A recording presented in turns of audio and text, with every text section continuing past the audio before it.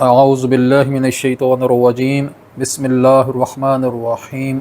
اللہم صلی علی سیدنا محمد وعلی آلہ بقدر حسنہ وجمالہ۔ السلام علیکم ورحمۃ اللہ وبرکاتہ۔ دوستو کیا حال ہے؟ ٹھیک ٹھاک ہو؟ خیر خیریت ہے؟ ملک کی جو سیاسی صورتحال ہے پچھلے دنوں کافی اس میں زیرو بم آتا رہا، اور ابھی تک کسی سائڈ پہ وہ جو کہتے ہیں نا کہ اونٹ کسی کروٹ نہیں بیٹھ رہا۔ تو خبروں میں علی امین گنڈا پور صاحب ہی ہیں، ان کی شخصیت کے اوپر، ان کی طرز سیاست کے اوپر، ان کا جو کردار رہا ہے پچھلے کوئی مہینہ ڈیڑھ مہینے سے، وہ کافی ہدف تنقید بن رہا ہے۔ بہرحال یہ فیصلہ کرنا آپ لوگوں کا کام ہے۔ میں دو تین چیزیں جو ہیں وہ آپ سے شیئر کر دیتا ہوں، جس کے اوپر سوشل میڈیا میں کافی لے دے ہو رہی ہے علی امین گنڈا پور کے حوالے سے خصوصی طور پہ۔ سب سے پہلے تو اگر ہم شروع کریں سنگجانی جلسے سے، کہ اس میں علی امین گنڈا پور صاحب آتے ہیں اور دھواں دار تقریر کرتے ہیں اور متنازع قسم کے ریمارکس بھی دیتے ہیں محترمہ مریم بی بی صاحبہ کے بارے میں، اور جو صحافی ہیں غریدہ فاروقی صاحبہ،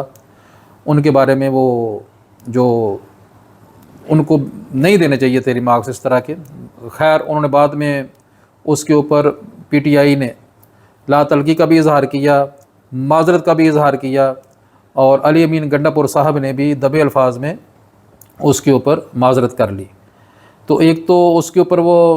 لوگ جو ہے وہ ہدف تنقید ان کو بنا رہے ہیں کہ انہوں نے یہ جان بوجھ کے یہ کیا ہے۔ کچھ لوگ کہتے ہیں کہ نہیں جی، یہ عمران خان صاحب کے کہنے کے اوپر انہوں نے سب کچھ کیا ہے، اچھا کیا ہے یا برا کیا ہے، اس میں علی امین گنڈا پور صاحب کا اپنا ذاتی عمل دخل کوئی نہیں ہے، یہ سب کچھ جو بھی ہوا ہے عمران خان صاحب نے کیا ہے۔ کچھ لوگ یہ کہتے ہیں، کچھ یہ کہتے ہیں کہ ایسا بالکل نہیں ہے، عمران خان صاحب اس طرح کی بات ان کو نہیں کہہ سکتے تھے کہ خواتین کے بارے میں خصوصی طور پہ اس طرح کی وہ بات کریں۔ تو یہ جو کچھ بھی انہوں نے کیا ہے کسی کی گڈ بک میں آنے کے لیے انہوں نے کیا ہے، یا کیوں کیا ہے یہ علی امین گنڈا پور کو ہی پتہ ہے۔ اس کے بعد لاہور کے جلسے میں ان کی جو شرکت، اس کے اوپر کافی لوگ شک کی نگاہ سے ان کو دیکھ رہے ہیں، اور کافی ان کو ہدف تنقید بھی بنایا گیا کہ جب ان کو پتہ ہے کہ یہ ٹائم پنجاب انتظامیہ جو لاہور کی انتظامیہ اس نے دیا ہوا ہے، وہی جلسے کا ٹائم ہے، اس کے بعد ختم ہو جائے گا، کیونکہ اس سے پہلے سنگجانی کے جلسے کے اوپر جو تلخی پیدا ہو چکی تھی، اس کے بعد یہی امید کی جا رہی تھی کہ اب لاہور کی انتظامیہ تحریک انصاف کو لچک نہیں دے گی۔ تو علی امین گنڈا پور صاحب کو وقت پہ پشاور سے نکلنا چاہیے تھا، انہوں نے بہت ڈیلے کیا، اپنے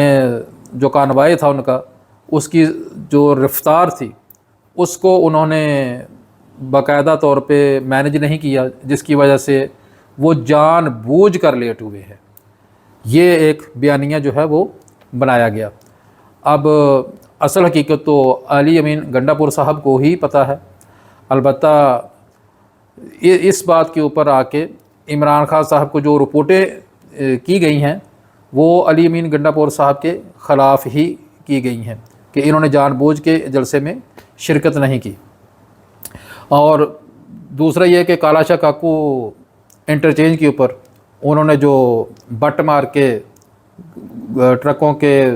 کنٹینر کے جو شیشے وغیرہ یا ان کو جو ڈیمیج کیا، اس کے اوپر بھی کافی لے دے ہو رہی کہ اس طرح کا جو مظاہرہ ہے وہ اس لیول کے انسان سے کسی کو بھی امید نہیں کی جا سکتی۔ اچھا، اس کے بعد پھر اسلام آباد کا ڈی چوک کا مارکہ آ جاتا ہے، جس کے اوپر وہ برہان انٹرچینج کے اوپر محصور ہو گئے، اس سے آگے ان کو نہیں موو کرنے دیا گیا، اور پھر رات کی تاریکی میں ان کا اسلام آباد میں پہنچ جانا، کے پی ہاؤس میں جانا، کے پی ہاؤس میں روپوش رہنا، اور اس کے بعد پھر منظر عام پر بھی نہ آنا، کسی کے ساتھ رابطے میں بھی نہ رہنا، اور پھر اچانک اگلے دن کے پی اسمبلی میں پہنچ جانا، اور وہاں جا کے پھر جو انہوں نے عروضات بیان کی ہے وہ کم ہی لوگوں کو ہضم ہو رہی ہے۔ تو اس کے اوپر علی امین گنڈا پور صاحب کو کافی تنقید کا سامنا ہے، یہاں تک کہ جو تحریک انصاف کے اپنے لیڈرز ہیں، نعیم حیدر پنجوتھا صاحب، مراد سعید صاحب کی بھی ایک لمبا چوڑا ٹویٹ چل رہا ہے میڈیا کے اوپر، تو ان سب لوگوں نے کافی شک کا اظہار کیا ہے کہ سنجانی کے جلسے کے بعد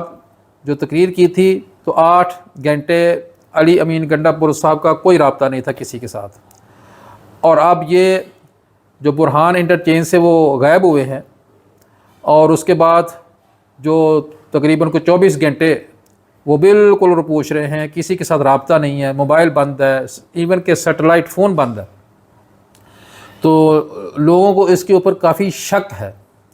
کہ انہوں نے کوئی ڈبل گیم کی ہے عمران خان صاحب کے ساتھ، جس کی وجہ سے وہ کافی تنقید کا نشانہ بن رہے ہیں۔ البتہ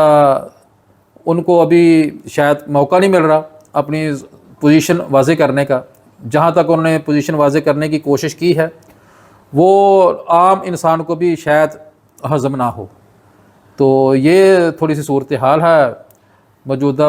سیاسی جو چل رہی ہے تحریک انصاف کے حوالے سے ملک پاکستان میں۔ تو بہرحال اس میں کس حد تک تحریک انصاف کو کوئی فائدہ ہوا ہے یا نقصان ہوا ہے؟ نقصان تو البتہ سامنے نظر آ رہا ہے کہ ورکر جو ہیں وہ کافی پریشان ہیں، کافی نا امید ہو چکے ہیں، کیونکہ 2-3 دفعہ ان کے ساتھ یہ ہاتھ ہو چکا ہے کہ وہ قیادت کا ساتھ دیتے ہیں اور نکلتے ہیں قیادت کے ساتھ، لیکن قیادت جو ہے وہ رستے میں ہی آگے پیچھے ہو جاتی ہے، جس کی وجہ سے ورکر کا کوئی پرسان حال نہیں ہوتا۔ تو دیکھتے ہیں کہ آئندہ آنے والے دنوں میں کیا صورتحال بنتی ہے، کیونکہ ابھی سنا یہ ہے کہ رپورٹس کے مطابق کہ عمران خان صاحب کی جو سیاسی ایون کہ جو ان کے اہل خانہ کی ملاقاتیں ہیں اس کے اوپر بھی پنجاب گورنمنٹ نے پابندی لگا دی ہے کہ وہ کسی کے ساتھ میل ملاقات نہیں کر سکتے، ایون کہ وہ سننے میں یہ بھی آیا ہے کہ میڈیا کو بھی پابند کر دیا گیا ہے کہ وہ بھی ان سے بات نہیں کریں گے، ان کی جو بھی سماعت وغیرہ مقدمات کی ہوتی ہے۔ تو جب تک علی امین گنڈا پور صاحب عمران خان صاحب سے ملاقات نہیں کرتے اس وقت تک صورتحال ایسے ہی رہے گی، کوئی ان کو ہدف تنقید بنائے گا اور کوئی ان کو ڈیفینڈ کرنے کی کوشش کرے گا۔ تو فیصلہ آپ کا ہے۔ اللہ حافظ، السلام علیکم۔